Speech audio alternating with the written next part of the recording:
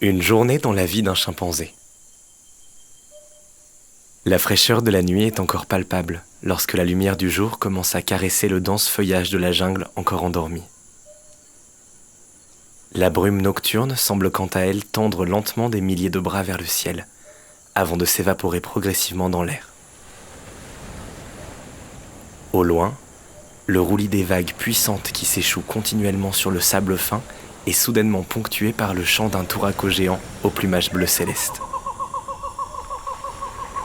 Ici, à Konkwati-Douli, au Congo, la forêt tropicale et l'océan s'unissent pour former un paysage d'une rare intensité. C'est au cœur de cet environnement si singulier, et pourtant si familier, que Kifouloufoulou, une jeune femelle chimpanzé, s'éveille. Alors que les rayons du soleil filtrant à travers les frondes réchauffent son visage, Kifouloufoulou ouvre doucement les yeux, laissant apparaître deux iris au reflet de miel. Ses longs cils noirs accentuent son regard doux, tandis que sa fourrure épaisse encadre une figure claire et espiègle. Lentement, la jeune chimpanzé se retourne sur son lit de feuilles, construit la veille à plusieurs mètres au-dessus du sol. Elle ne tarde pas à arrêter son geste, car des petits doigts serrant de toute leur force ses poils la retiennent. Il s'agit de son fils, Moussitou, âgé de quelques mois à peine, blotti contre son flanc. Encore endormi, il laisse échapper un soupir avant d'enfoncer sa tête encore plus profondément dans la fourrure de sa mère. D'autres bruits ne tardent pas à se faire entendre. Des bâillements emplissent l'air et des froissements de feuilles résonnent tandis que des bras qui s'étirent apparaissent çà et là. Le groupe entier se réveille. Après quelques minutes, Kifouloufoulou entame la descente de l'arbre, non sans avoir d'abord réajusté la position de Moussitou qui se réveille lui aussi. Maintenant placé sous son ventre, le petit laisse apercevoir un toupet de poils blancs situé juste au-dessus de sa croupe, typique chez les jeunes chimpanzés. Une poignée de secondes suffit pour que la mère et son petit se retrouvent au sol. Kifouloufoulou se déplace lentement, prenant appui sur ses phalanges arquées. Elle se meut parmi la végétation sans le moindre bruit et contourne un bosquet verdoyant avant d'apercevoir Nvuama, le vieux chimpanzé qui dirige le groupe. Nvuama n'est plus le chimpanzé le plus fort de la troupe, mais il connaît les meilleurs points pour se nourrir et dirige les autres avec bienveillance. Les cicatrices sur son dos laissent entrevoir les déboires d'une jeunesse plus tumultueuse. Mais lorsqu'un jeune mâle décide de mettre son autorité à l'épreuve, Nvuama n'est pas en reste. Les affrontements sont cependant rarement violents.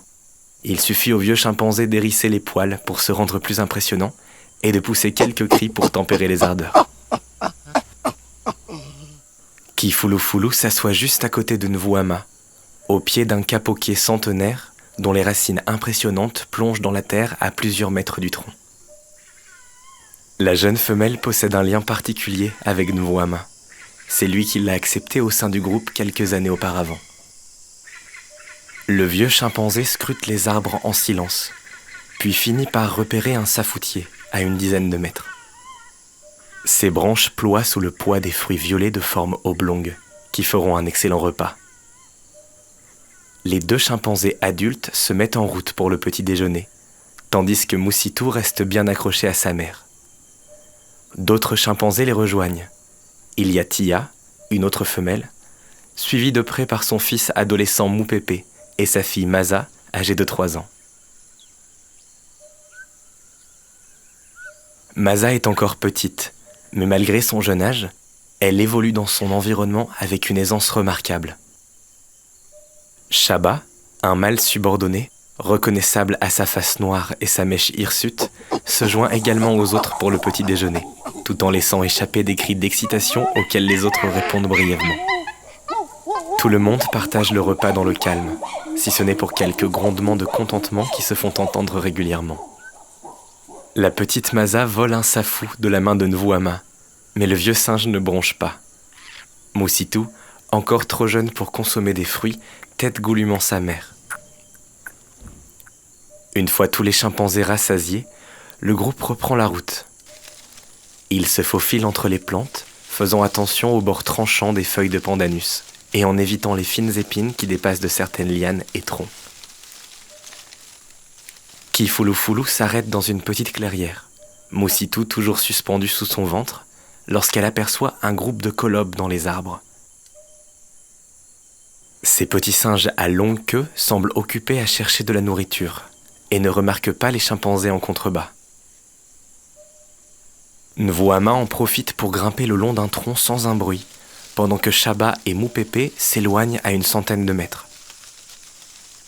Les deux jeunes mâles rejoignent à leur tour la cime des arbres et attendent le signal. Le piège est en place. Brusquement, Nvuama se rue sur le groupe de colobes en hurlant. Les petits singes évitent de justesse le chimpanzé et sautent de branche en branche dans la panique. Ils n'en ont pas conscience, mais Nvuama les a précisément envoyés dans la direction de Chaba et Moupépé, qui se tiennent prêts à les intercepter. Lorsque les colobes aperçoivent les deux mâles, il est déjà trop tard. Certains arrivent à bifurquer à la dernière seconde, mais l'un d'entre eux est trop lent dans sa réaction et est saisi en plein saut par Chaba. Moupépé et Nvuama le rejoignent, incapables de retenir les puissantes émotions que cette chasse a suscitées, en les exprimant par des cris incontrôlés. En quelques secondes, le pauvre colobe est mis à mort, et les trois mâles se repaissent de la chair. Kifouloufoulou reste en retrait, tandis que les autres congénères se mêlent aux chasseurs pour espérer quémander un morceau de viande. Les chasses sont rarement couronnées de succès, en effet, car les colobes sont particulièrement rapides et habiles dans les arbres. C'est donc un moment privilégié pour tous. La température est élevée en ce début d'après-midi. L'humidité alourdit les corps, et après cette chasse éreintante, il est temps pour le groupe de se reposer. Tia présente son dos à Nvuama, l'invitant ainsi à épouiller sa fourrure. Le chimpanzé se met alors à inspecter avec la plus grande délicatesse le dos de la femelle, et retire avec minutie la terre séchée qui s'est agglutinée, ainsi que les brindilles prises dans les poils. Nvuama n'hésite pas à utiliser ses lèvres fines et particulièrement mobiles pour saisir les morceaux qu'il ne peut retirer avec les doigts. Pendant ce temps, les autres chimpanzés somnolent entre les branches.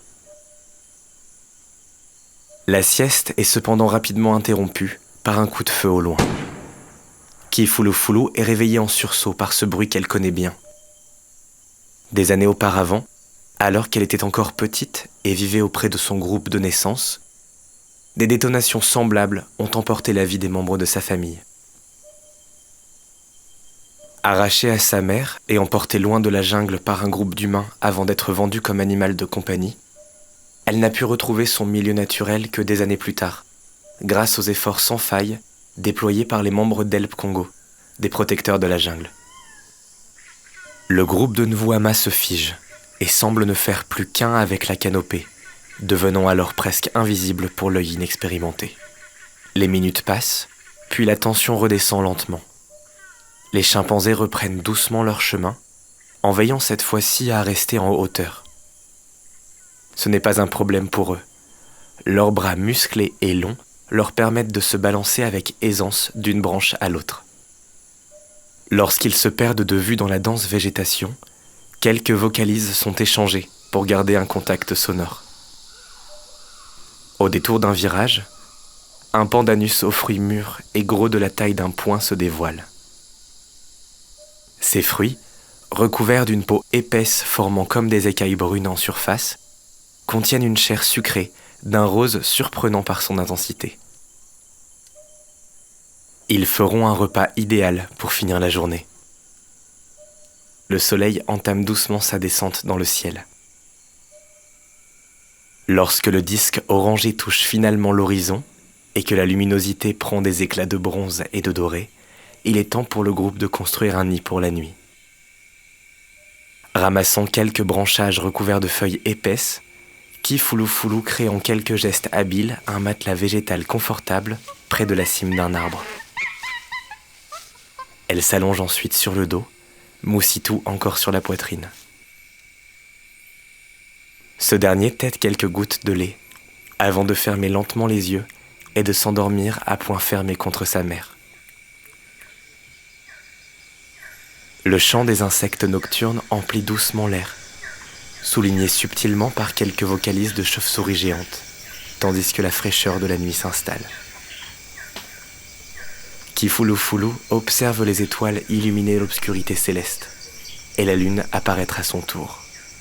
Puis, lentement, elle ferme les yeux et s'endort paisiblement, dans cette jungle familière qu'il y a encore quelques années, elle n'aurait jamais imaginé retrouver.